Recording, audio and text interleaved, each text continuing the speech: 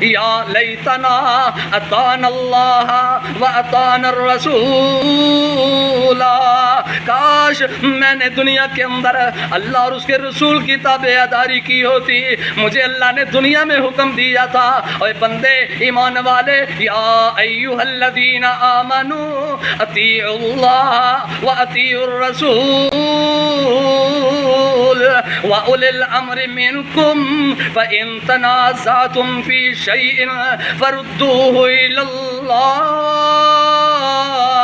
وَرَسُولِهِ. اے میرے بھائی دیکھ، اللہ نے دنیا میں ہمیں بتا دیا کہ اللہ اور اس کے رسول کی فرما برداری کرو، اللہ اور اس کے رسول کی اطاعت کرو، اور اولو الامر کی اطاعت کرو. جو تم پر امیر مقرر کر دیے جائیں، جو تم پر امیر مسلط کر دیے جائیں، جب تک وہ تمہیں کتاب و سنت کے تابع رہ کر حکم دیں تو ان کے حکم کو مان لیا کرو،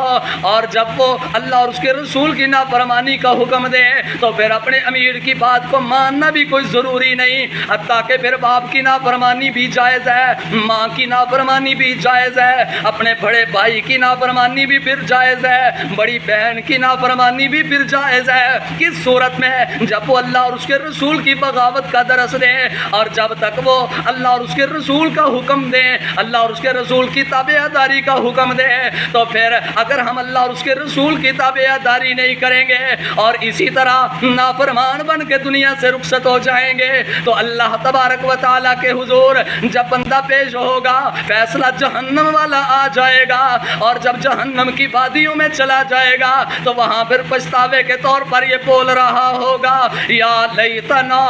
اطعنا اللہ و اطعنا الرسول، کاش میں نے دنیا کے اندر اللہ اور اس کے رسول کی تابعداری کی ہوتی.